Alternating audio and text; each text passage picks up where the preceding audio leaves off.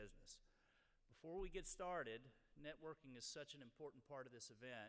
I'd like to get started first thing this morning, so I want to invite you all to stand up, if you will, and introduce yourself to somebody that you don't know, somebody outside of your group.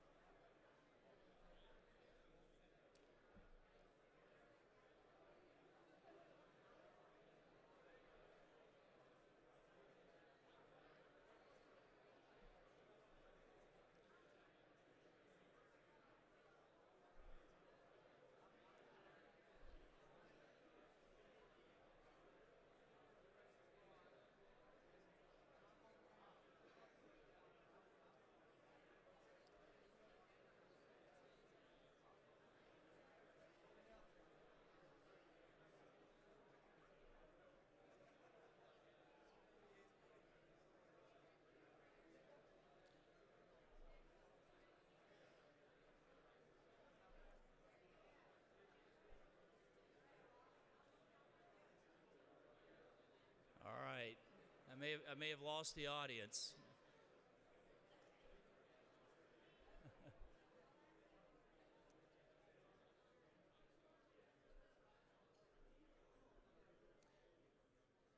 I love the energy. It's a great way to start out. Once again, thank you for being here. You know, it's very important. I want to thank each of you, our sponsors, our exhibitors, our speakers. We're really honored that you made the investment of time, resources, and money to be here. We know that's not easy to do, to be away from the office for 2 or 3 days. So once again, thank you for being here. We got a great 2 days planned, and we want to make sure that you make the most of it. So we're committed to doing that. I'd also like to take the opportunity to provide a special thanks to our lead sponsor, DataLot.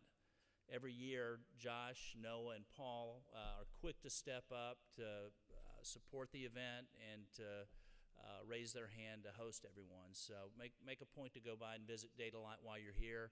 And for B2B Leads Con, Penton Smart Reach. Since the inception of the event, they've been behind it, supportive, and invested in bringing the B2B group together. So make sure to go by and thank both of those parties. We've got great sessions planned over the next 2 days. We're going to kick off this morning with Rob Biesenbach. It's going to be a fantastic session, a great energy. Attend all the sessions. I want to make sure you also take advantage of the exhibit hall. We got 100 solution providers in there, lead sources, and partners. So it's a very important part of the education process at LeadsCon and B2B. So we want to make sure that you take full advantage of everything that we have here. We need to stay connected. I know we all got to continue to do business. So Wi-Fi, thank you to LQ Digital, our Wi-Fi sponsor. We've got a very original Wi-Fi password. It's also LQ Digital. So that's capital L, capital Q, capital D, and then lowercase, the rest of digital. So that should keep you connected to the office and productive. The show app. Most of the information you need to navigate the show will be in the show app. You've got schedules. You've got the ability to search and find the products and services that you need. So go to the App Store, New York LeadsCon 2016, and you'll have everything you need at your fingertips. Every year when we start planning, we start with feedback from each of you, surveys that you fill out. So in the app, there's also the opportunity for you to do session evaluations. Let us know your thoughts, things that, voids, things that aren't in the program that you'd like to see, and that'll help us to continue to position the event to meet your needs. Today at 12, we've got the exhibit hall opening and lunch. This afternoon at 5 o'clock, we have a New York-style networking event on the show floor. So it's going to be a New York state of mind. We've got music, networking, food, so be sure to join us there. Tonight is the party of the year. We've got AWL and Precise Leads. We'll be hosting everyone at 10 o'clock at the Sky Room. It's a fantastic view of the city, great party, networking with the community. So be sure to join us there this evening. And Special thanks to Precise Leads and AWL for bringing the fun to LeadsCon. Tomorrow, we've got another party closing the event out, a sip of summer at LeadsCon, so we'll have drinks to send you on your way. Make sure you're not driving. Get a cab or an Uber to bring you away from the building. So I'm going to, at this time, introduce Warren Pickett. Warren works with our advisory council and people from the community to put together a great program, and he's going to introduce our keynote speaker this morning, and he's done a great job, and looking forward to what we have in store over the next few days. So thanks again for being here, and at this time, join me in welcoming Warren Pickett.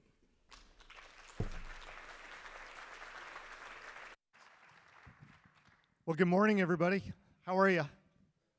Is your morning off to a good start so far? I like coming to New York this time of year. The weather is beautiful right now. The humidity has pretty much moved out, and I'm excited to be here. I hope you are too. We had a great pre-day yesterday with our Path to Conversion content. We have 2 great days today and tomorrow for B2B LeadsCon and LeadsCon, and we're excited to share that content with you. A big thanks again, as Corey mentioned, to our sponsors, to you, the attendees, but also to our speakers who have given their time and talent to help us learn.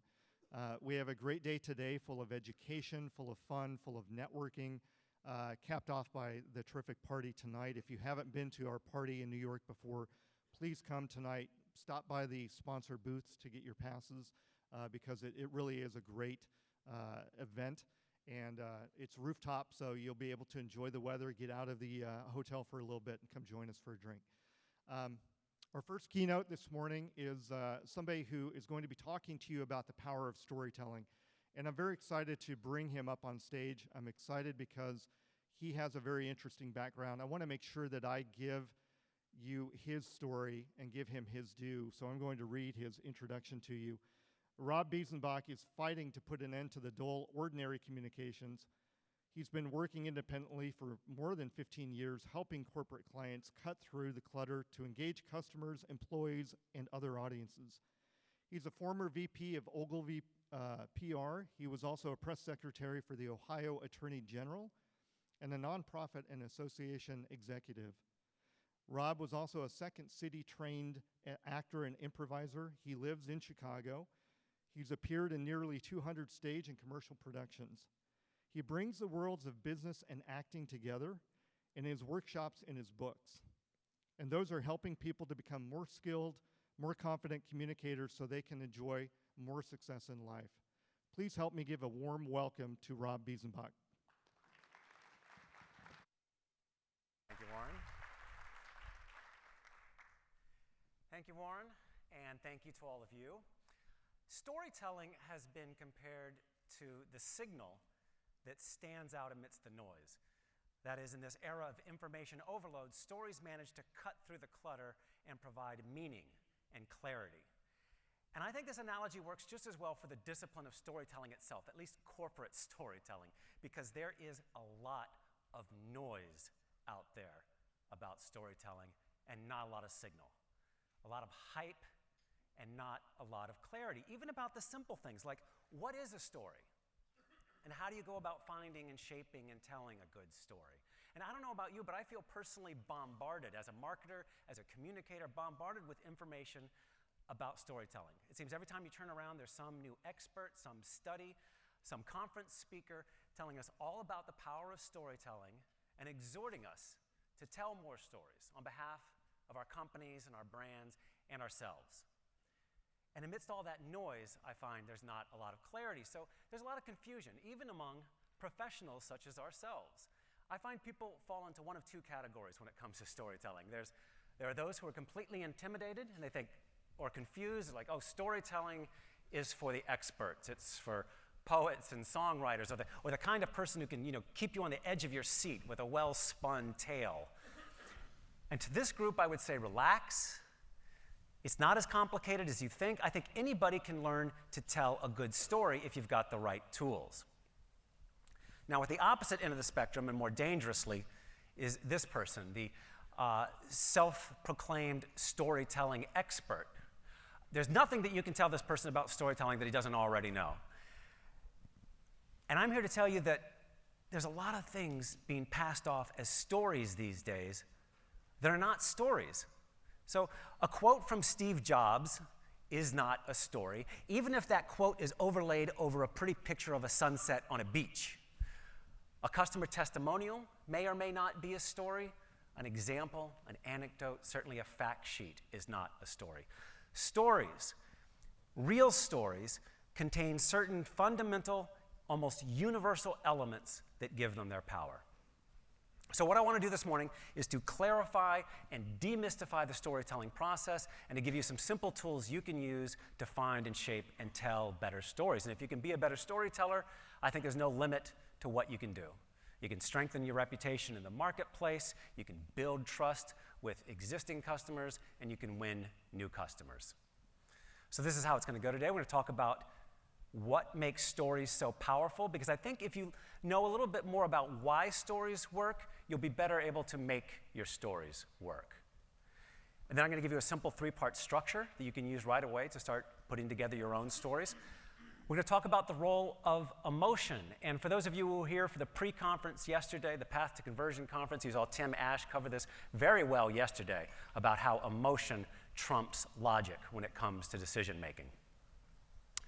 Oh, got ahead of myself. I'm going to give you a few examples as well to bring these lessons to life, and then we'll wrap things up. Now, you've gotten a preview, so, hold your fire here. Who can identify the person I'm about to show you on the screen that you had a slight preview of? Just shout it out if you recognize this guy. Jerry Brown, very well done. And this is Jerry Brown a long time ago. This is 1970s era Jerry Brown, governor of California. That's when he was known as Governor Moonbeam. He was also dating Linda Ronstadt at the time, which was very racy. And here is Jerry 4 decades later, when he again became governor of California. And for those of you who are at the early stages of your career, you find this side-by-side comparison disturbing. I regret to inform you that this is what happens after 4 decades. You may get to keep your hair. Depends on your genes. But the really unique thing about Jerry Brown's story is that both times he entered the governor's office, he followed actors into office. Who was the first one? Ronald Reagan. He was a California governor before he was president. A little history lesson for those who don't know. And more recently, it was Arnold Schwarzenegger. And he was asked about this. Is that a tough act to follow, following actors into office? And he said, you know what? A lot of this is theater. How do you communicate with 38 million people? It's gesture, symbol, the narrative, the drama. Who's the protagonist? Who's the antagonist?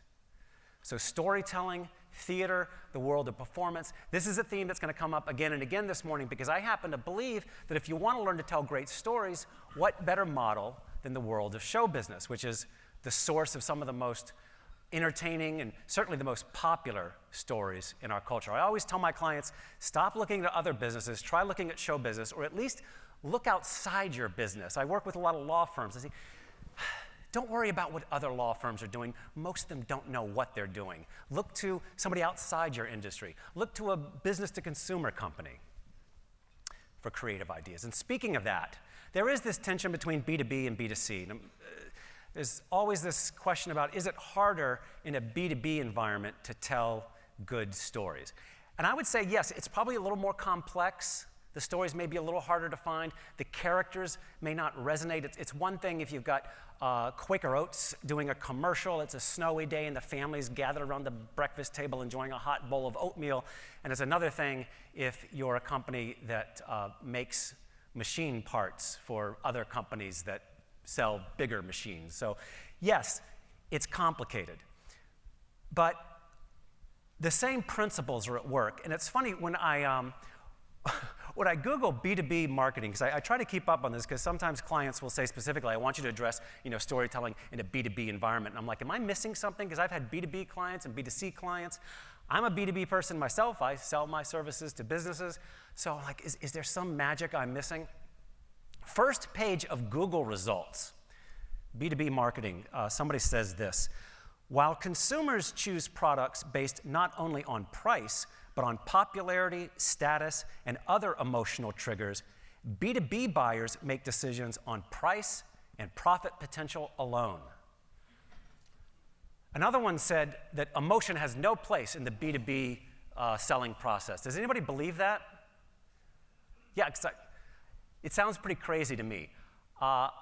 That's why I'd like to move beyond the whole B2C versus B2B argument and talk about B2P, business to people. Because ultimately, whoever you're selling to, the businesses are made up of people, and people, by and large, respond in the same ways. I know my clients, they want to have a certain affinity with me, they want a certain chemistry, they want to know that I get their business, and they want to know if I'm somebody that they're going to want to stick around with and work a lot with.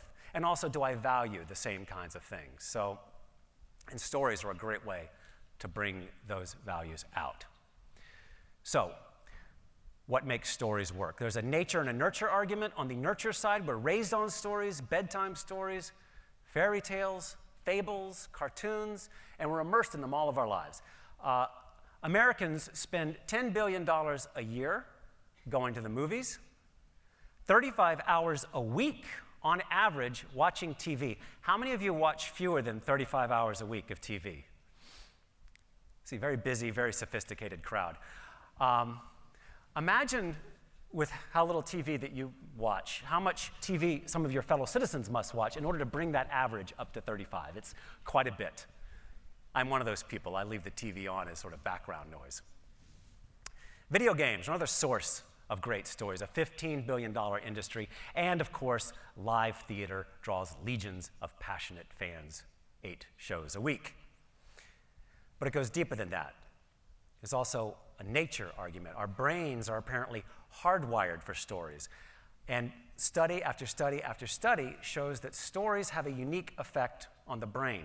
And one study in particular showed that when we hear a story, it triggers the same area of the brain that's stimulated when we experience an event. So if you think about that, as far as the brain is concerned, there's little distinction between story and experience. And this is what's behind the power of stories. Stories sweep us up and involve us on multiple levels. On a physical level, we get our eyes dilate, our heart races. On an emotional level, we identify with the protagonist, we empathize with their struggle. And even intellectually, we put ourselves inside that story and say, what would I do under these circumstances? Stories also stick. If you've read or read of this influential book by the Heath brothers, they found that after a presentation, 63% of people remember stories, while just 5% remember statistics. It's not that data, ROI, results are unimportant, but stories are the hook. Stories are the thing that people are going to remember. It's been said that people buy on emotion and justify with logic. So they go hand in hand. So let me give you an example from my own client experience. This is a company that makes candy and gum, and they wanted to demonstrate their commitment to quality. And so we got a video crew, went looking for stories, all their operations all over the world. And I was down on the line one morning talking to this woman named Estella. And her job was to inspect the gum before it went out the door. And so I asked her, I said, well, what do you do to ensure quality? And she walked me through her processes from the start of the line to the finish, and she showed me how the X-ray machine works, and she showed me this matrix of quality criteria that she uses, a little laminated matrix that she probably never even pays attention to anymore because she has it all internalized. And it was interesting, but I asked her a process question, and I got a process answer. And I knew she had kids, and I said, boy, your kids must think you've got a really cool job. You work in a candy factory. That's awesome. And she says, oh yeah, they love me. I'm the candy lady. And she said that she turned over one of the packages of gum and showed me this code on the bottom. And that code tells you, it's a traceability code in case anything goes wrong. It tells you exactly when and where the gum was made, right down to the individual shift and production line. And her kids can read the code. So what do you think happens when they go to the store? Her kids run straight to the candy aisle. They turn over the packages of gum. When they find the right one with the right code, they say, this is mommy's gum. My mommy made this gum. Now that is a story. Here's a company you can count on for quality. It's good enough for your family because Estella is down there on the line every day making sure it's good enough for hers. Now this is a B2C story, but the principles are the same. There are at least 6 ingredients that make any story work. And in fact, you're free to take notes, but you will also get a detailed outline online of all the key points in this presentation. 6 things. Stories tap into emotion. And again, we'll talk more about that. But researchers say that an emotionally charged event carries more weight and persistence in our memory than any ordinary neutral event. And stories are a great vehicle for emotion and provoking an emotional reaction. Stories put a face on an issue. Nobody cares about programs or processes, but they do care about people. So if you can find a story with a great character at its center that people can relate to, like a mom, then you're going to have a lot more success. Stories connect us. How many of you have ever been to a candy factory? Just a few. That's usual. For those of you who've never been to a candy factory, could you relate to that story? You say yes or no. Sure. Yes, of course you could relate to it. Because it wasn't about candy manufacturing, it was about a mom looking out for the health and well-being of her kids.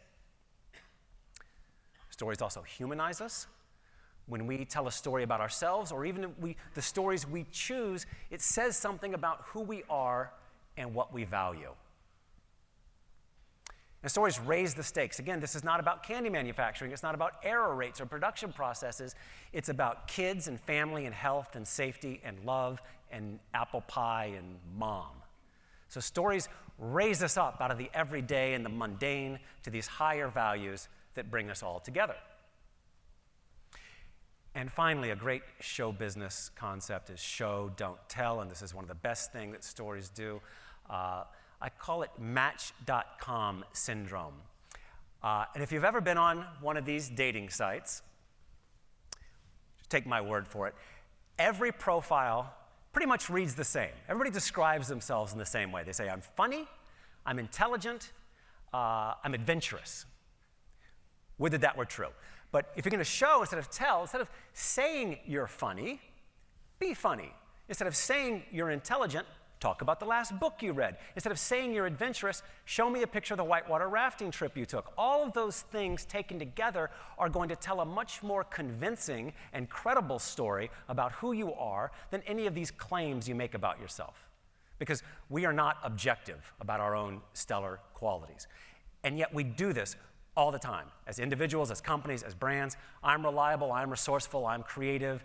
We provide the best service, the most convenience. One of my favorites, which I've written for several clients and I promise to stop, we provide personalized attention from senior level partners. These are the kind of things that everybody says. And you know, if you have to say them, you can say them, but at least back them up or supplement them with a story that shows that. So, what is a story? In fact, let's make that more than a rhetorical question. If you were to describe it in a few words or a sentence, what is a story? Just shout it out. A story is beginning, middle, and end. What else? Is that it? Engaging. Memorable. Good versus evil? Yeah, sometimes. What else? Overcoming adversity, struggle, conflict, yes. A way to get a point across, yes, a very effective way, or else I wouldn't be here. What else? Entertaining, yes, that helps. What else? That's a good start. You know, it's funny, the beginning and middle and an end is one I often hear, and that's good because every story does need a beginning and a middle and an end, but sometimes I showed you those headlines before. I always click on these stories about stories because I want to know, well, what's their take on storytelling? And it seems like, again, they don't go over the basics. And sometimes they'll tell you a story has a beginning and a middle and an end, which, of course, every story must have. But when it stops right there, then they're done. And you're like, oh, okay, I've got it. A story has a beginning, a middle, and an end. You go to your computer and you write your stories like, okay, in the beginning, what? It's like, you know, I came from Chicago. I didn't drive, thank God, so I took a plane. But if I was to drive and I plugged into Google Maps this hotel, and Google Maps told me in the beginning, leave your garage, in the middle, drive to New York, and in the end, pull up to the Hilton, that wouldn't be particularly helpful to me. It's got to be something more than that. So Yes, every story should have a beginning and a middle and an end, but they should also have other elements as well. And it's funny, a colleague of mine was writing a book about storytelling, and he did all this research, and he counted 82 different definitions of stories. He was relating stories to branding. And after all that work, the definition he landed on was the same one they taught us at Second City, which, if you don't know, is Chicago's sort of the improv capital of the world, and Second City is where people from John Belushi to Tina Fey started out, and also tons of ordinary tuition-paying people like me, and accountants and retired cops and lots of people. So I was not on the stage with Tina Fey. So this is what they taught us. A story is about a character in pursuit of a goal in the face of some challenge or obstacle. And how the character overcomes that obstacle or resolves that challenge, that provides the conflict, the drama that keeps us interested. Now, you can add a lot more to a story. There are other elements, certainly. There's a moral lesson, an ironic twist. I mean, there's all kinds of things. Somebody at a seminar once said that he went to a workshop teaching 8 elements of successful storytelling. He said, I don't remember any of them, but I'm pretty sure I can nail these 3. So if nothing else, this has the value of simplicity. Sort of 3 legs of the stool. So let's do this together. In the story I just told, who was our character? Estella. You're good with names. Perfect. What was her goal? Quality. Now, I didn't make this explicit, but what might have been an obstacle to Estella achieving a quality day in and day out on the line? Forgetting the little laminated thing. Volume, certainly. She's facing a lot. It's like Lucy on the conveyor belt with all the candy. Repetition. Yeah, repetition. Maybe boredom. She's doing a job that many of us would probably consider kind of mundane. How does she resolve that challenge? How does she overcome possible boredom in order to focus her attention on quality? She thinks of her kids. She considers her customers as important to her as her own children. So you can see this structure at play over and over and over again in great TV, television shows, movies, literature. Let's do this together. Who are our characters in Romeo and Juliet? Not a trick question. Romeo and Juliet. Good. What is their goal? Get married, be together. What is the obstacle they face? Families can't stand each other. Montagues and the Capulets cannot get along. Do they resolve this challenge? No, yes, sort of. Right? They do end up together, right? Maybe not in the way they thought. Be careful what you wish for. Here's another important one from our culture. Who's our character in I Love Lucy? Yes, Lucy Ricardo, thank you. The zany redhead living in New York with her band leader husband. Now, Lucy spanned many episodes over many seasons, but there was one goal that drove much of her action, and that was, what did Lucy want more than almost anything else? To get into show business. And what were the obstacles she faced? Ricky, her husband wouldn't let her. Right, no wife of mine is going to be in show business. 1950s. What else? She wasn't particularly good. She tended to alienate people.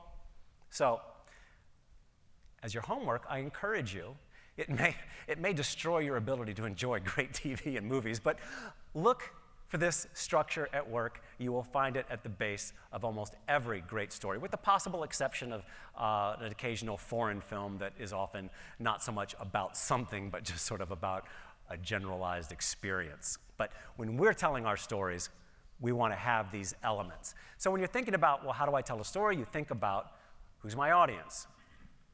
If it's a customer, what are their goals? What are the challenges they face? Can you find a character who has overcome those challenges? And that could be a character, a public figure. It could be anybody. Ideally, the ideal character is one that your audience can relate to. So if you're talking to a customer, maybe it's another customer that's like them. Or if you could be talking about a fellow employee, somebody who's gone above and beyond the call to serve that customer. Oh, nice sound. Emotion. We talked about this, and Tim covered this very well yesterday. If you saw it, it was great. But this is really the literal and figurative heart of storytelling. And you know, when most people think about emotion in business or emotion in the workplace, they think about this: crazy emotion, outrage, tears, yelling, fist through walls. This is obviously not the kind of emotion that's appropriate. You don't want the kind of emotion that will send legal and HR running at you. I'm talking about the strategic application of emotion for a real business purpose. So this is a great way to look at any communication. It's actually a common structure called know, feel, do. And you can use this for anything you're developing, whether it's an email or a conversation or a business pitch. You ask yourself, what do I want my audience to know? What do I want them to feel? And what do I want them to do? And I've arranged them in a hierarchy because the bottom is like knowledge, information, data. You know, you can put all that stuff on written materials. What you want is you want people to do something. You want them to act. You want them to invite you back. You want them to buy. So the key to unlocking that action is to actually make them feel something. This, again, the power of emotion. Emotion drives decision making, and this has been proved over and over again in multiple studies about how emotion triggers decision making, and we love to think that we are these logical, rational creatures who make decisions based on all the facts, but deep down in what Seth Godin calls our lizard brain, our subcortex, we make decisions based on emotion. And in fact, there was one classic study of a patient who had sustained damage to the area of the brain that governs emotion, and he was rendered incapable of making even the simplest decisions. I always say that facts are called cold and hard for a reason. They don't have the power to warm hearts, which is the key to changing minds. This is winter in Chicago. You're welcome anytime. Seth Godin put it another way. He said, the market is not seduced by logic. People are moved by stories and drama and hints and clues and discovery. Logic is a battering ram. So, the key is you want to trigger an emotional response in whoever you're communicating with. And one of the ways to do that is to exhibit some emotion. So you can form that connection because people will often mirror your behavior. So there's several steps to this. One is when you're talking about work, and yes, that is Vince Vaughn. At one point, in what they used to call a publicity stunt for a movie last year, they inserted Vince Vaughn and his fellow actors into bad stock photography, and I guess dared people like me to use them. So I'm using it. So in the workplace, or when you're talking about your work or your job, it's not about talking about what you do, but why you do it. What drives you? What makes you satisfied at the end of the day? What inspires you? Why did you get in this line of work? How are you helping people? How are you helping them make better decisions? If that doesn't work, I mean, we all know this, a great way to relate to people is talk about, if that doesn't do for you, tap into what are your outside passions? What are the things that drive you outside of your work, whether it's golf or tennis or modern dance? And then finally, don't be afraid to get personal, telling personal stories about who you are and where you came from. What did you want to be when you were growing up, and how does that relate to what you do now? It's funny, I was talking yesterday about one of my clients is an insurance company, and these guys all have great stories, and they are mostly guys in this particular company, but they say that none of them grew up saying, oh, I'm going to be an insurance agent one day. But they came into it for various reasons, and usually the reasons are so emotional. They had a friend who went through a crisis, a family member who there was a death in the family and somebody was left bankrupt. And these, you know, some of the stories are quite hard to get through, but they all have a real higher purpose for what they do. And these are the kind of stories that people relate to because they want to know that you're doing this, obviously, for more than money. So let me give you a few examples. The first one I already gave you.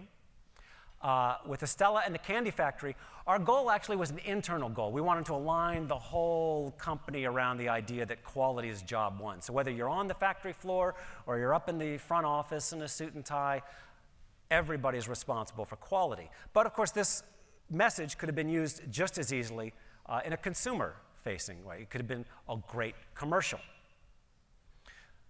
So these are different kinds of stories you can tell to different audiences in different ways for different purposes. Another one, this is a company, it's a B2B company, a client of mine. They produce marketing information that they sell to law firms, kind of esoteric.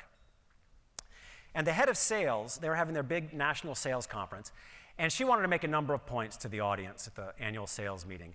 And one of them was, yes, digital, social, all of that's really important, but let's not forget to once in a while get in front of our customers and get to know them face to face.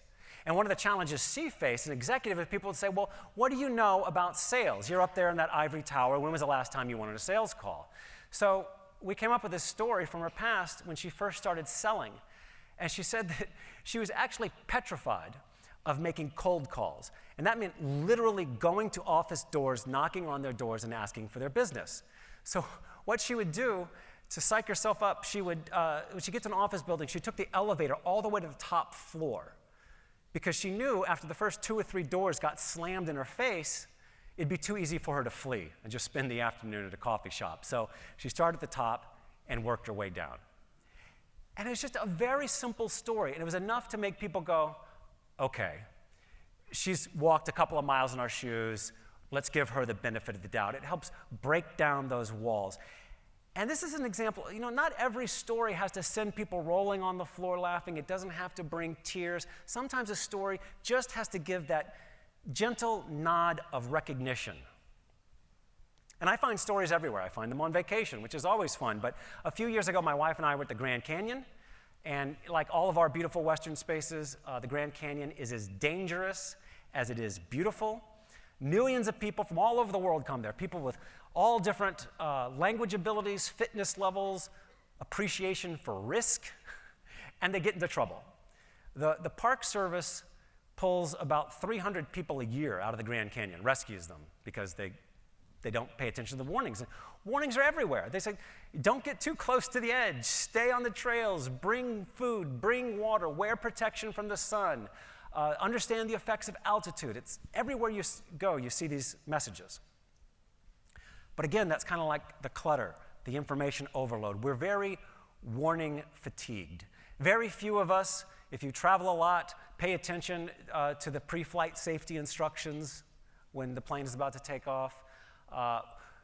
When we buy some new piece of electronic equipment, the first thing we do is toss aside that gatefolded pamphlet in 8 different languages explaining why you shouldn't put your hairdryer in the bathtub.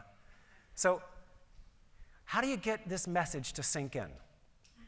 Well, one morning we were going for a hike, and at the trailhead was this kiosk, and all these people were gathered around the kiosk. We were wondering, what are they looking at?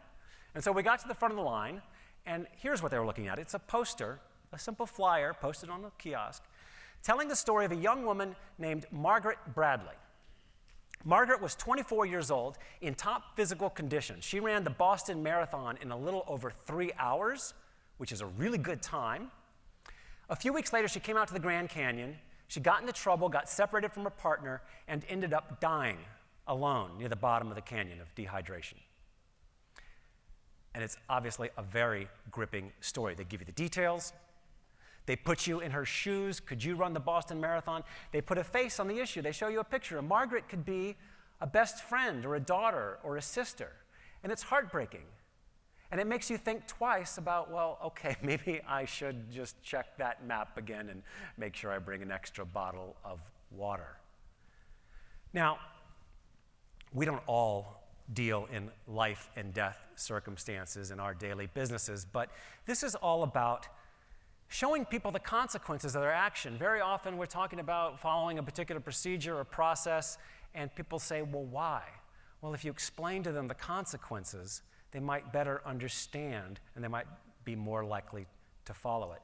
And I love it also because it shows a different tactic. The next one I'm going to show you is a very high-budget video. This is a flyer posted on a real kiosk, not an electronic bulletin board, but an actual bulletin board. So there's all different ways to tell stories that you don't need to have a high budget for. This last one I want to show you, this is from Deloitte. They invited me to speak to their communications managers, and they insisted, oh, we want some B2B stories, especially if you've got some professional service stories. And I looked for some, I found some. One of the best ones I found was residing right on their website. It was promoting their crisis practice. And I'm going to just show you a 2-minute clip from this video.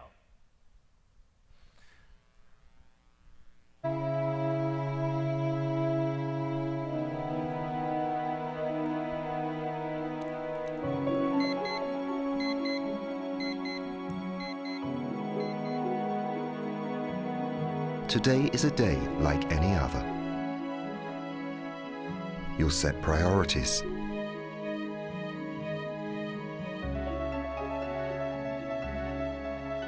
You'll assess and respond.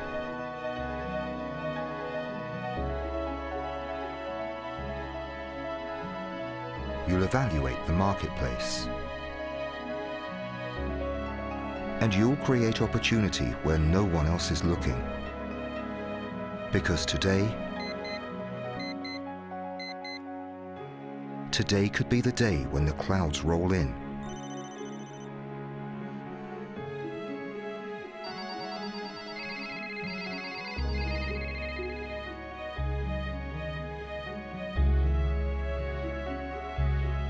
Regulators allege widespread bribery in overseas operations. U.S. markets opening. Company executives How bad is must it? be bracing for the worst.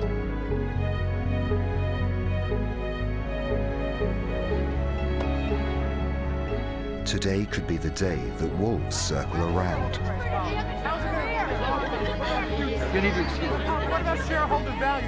Today could be the day the barbarians storm the gates. Talk to me. Stock is in free fall. We're getting pummeled. Customers are asking some hard questions.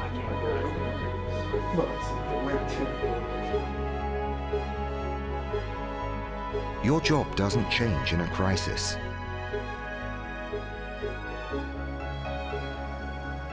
The stakes do. Trouble in downtown. As we told you before the break, this remarkable story. You have to be able to monitor, respond, and recover when today is not just another day.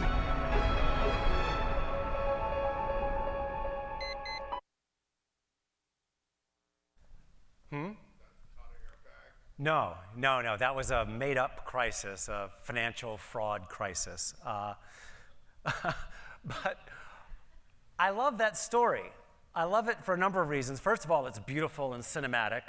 Although as an actor, and I've seen it a number of times now, I start to judge the actors in the video because I've appeared in a number of industrial videos like this. Would have I made that choice? But what I really appreciate about that, I don't expect everybody to create a high-budget video like that, but Deloitte is a pretty big company. And I've been working for 25 years with companies trying to get, companies large and small, trying to get communications approved up through the chain. And I'm sure we all have our own approval processes. There's lawyers and HR and non-marketers and non-communicators and people who don't understand, who like tear things apart and load them up and just destroy the essence of them. And I'm amazed that this video made it out of that sausage grinder in this condition. And I said, because I just got the video a couple of days before the workshop, and I just guessed, and it turns out I was clairvoyant, but I said, just based on my experience, I bet there was somebody in that approval chain, somebody well-intentioned, but who said, gee, I don't know. You know, I like the video. The video's nice, don't get me wrong, but I would hate for people to get the impression that Deloitte's crisis practice, only handles white-collar financial fraud. Couldn't we just tell them that we cover the landscape? And if this person had their way, this video would have been Deloitte's crisis practice operates in 70 countries in 40 different languages, working 24/7, ready to address any crisis you face, from an environmental disaster to white-collar financial fraud, and applying our 3-point proprietary crisis remediation strategy, blah, blah, blah, blah, blah, blah. It would have been horrible. And nobody would have cared. And it wouldn't have stood out in the marketplace. And this does stand out because storytelling ultimately is about making choices. And they chose, like, no, we're not going to cover the landscape. We're going to cover one character going through one particular challenge, and we're going to assume our audience is intelligent enough to get it.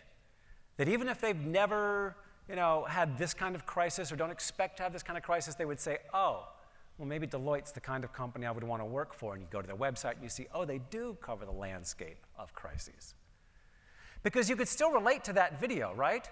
I mean, even if you've never been accused of financial fraud. How many of you, show of hands, have ever been, no, you don't have to do that, disclose that here, but those of you who have never been, I'll say, convicted of financial fraud, could you relate to this video?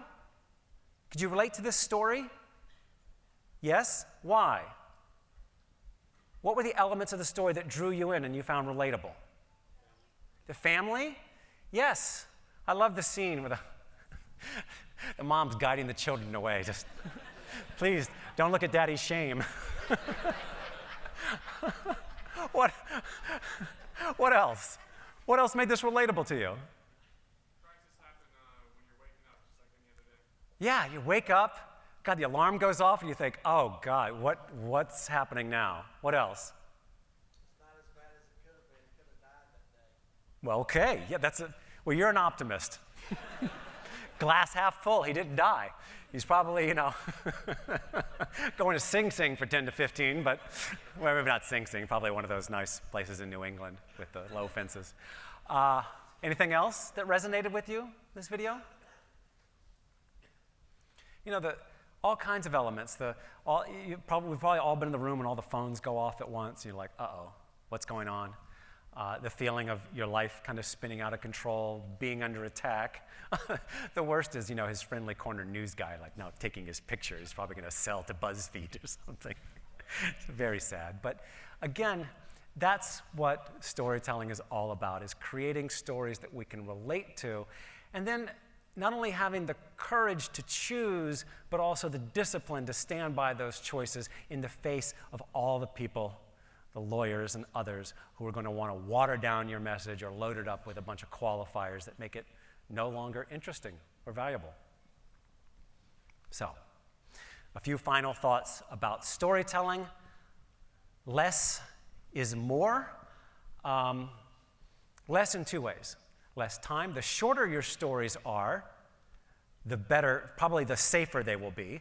I mean, if you can tell a 10 or 15 minute story and keep people on the edge of their seats, more power to you. But most of us, the attention spans are dwindling. I think the latest human attention span, the study, if it's even true, I don't know, but they say our average human attention span is, 8 seconds. And what's the attention span of a goldfish? 9. We are slightly less attentive than goldfish. I really don't know how they study that, but lots of people quote that statistic. So shorter is better, but not just less time, less stuff. We tend to lard up our stories with a bunch of non-essential information. And the key is trying to separate those details that are essential, that draw our listener and viewer in, versus those details that are unnecessary. It's very hard to stand outside of our own stories and say, that's not significant detail. There are little details that will help bring people into the world. I came down in the morning for breakfast and I smelled the bacon frying in the pan. And everybody can go, oh yeah, bacon, home, love that. Morning coffee. There are other details like numbers and dates and figures and all that stuff that is just kind of fungible. It's not that compelling or necessary. The next thing is passion. It's important to sell your stories as you would sell anything else. And you might wonder, what does Ricky Gervais have to do with passion? Well, it's hard to believe, given the success of The Office, looking back.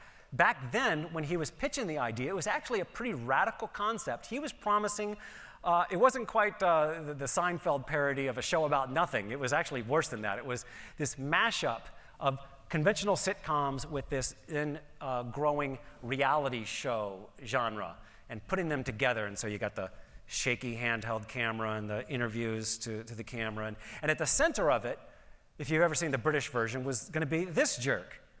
And in fact, in the American version for the first several years, Michael was kind of a jerk. So how do you sell a story like that? Well, he went to the BBC, he pitched it, it got the green light, he and his partner, Stephen Merchant. And one of the BBC executives who was there that day said, it wasn't so much what Ricky Gervais said, but how he said it. He was so passionate, so enthusiastic. He believed so much in this story that we couldn't help believe in it too. And that's the kind of passion and enthusiasm we have to bring to our own stories and our own work.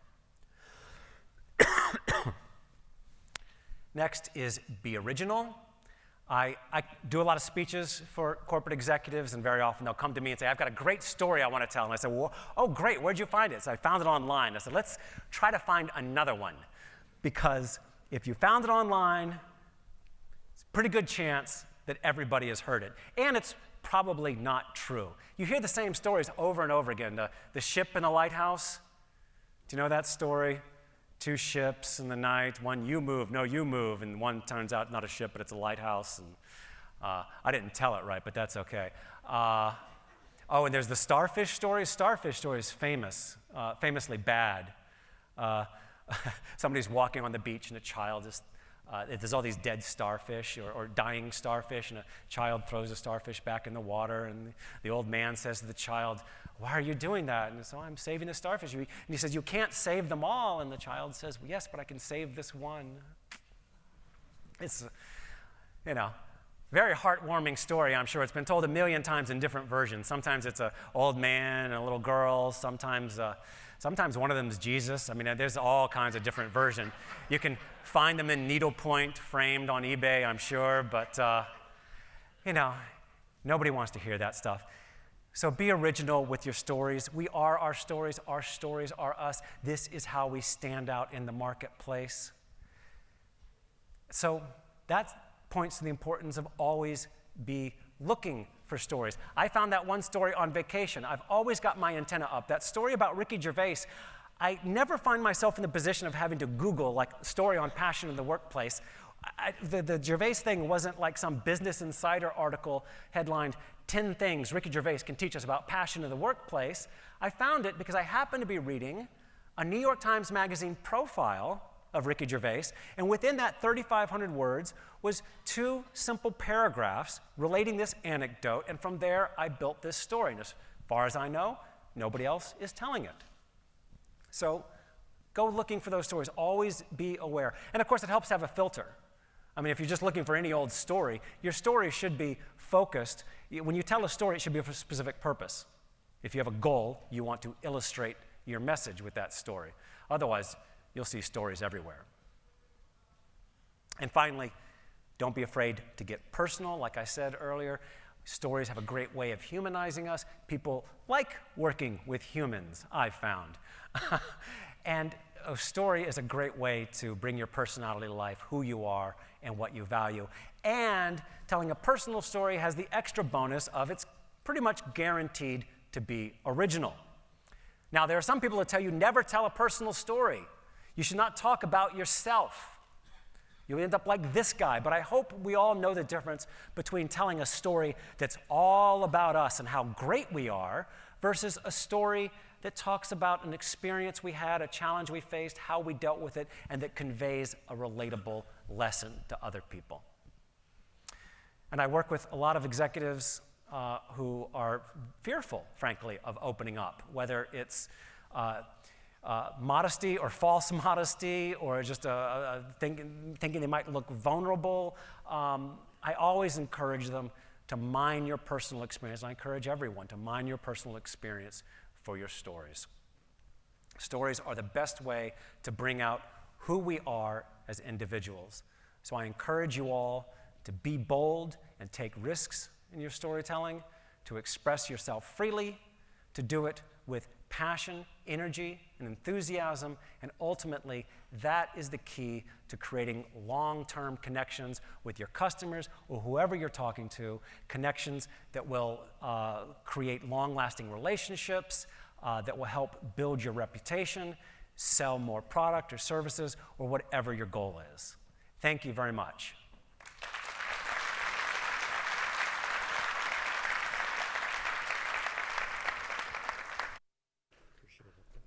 Thank you. Thank you so much, Rob, for a great way for us all to learn how to tell stories, how to make our influence impactful in what we do in business and personal. We are going to take a quick break right now. If you are a B2B LeadsCon attendee, your sessions are going to start down the hallway. Just go out these doors, go all the way to the end of the hallway to the Trianon Ballroom, and they will be there starting at 10:10. We're going to reset the stage right now for our next panel in here. So grab a cup of coffee, say hello to your neighbors, and we'll be back here in just a minute.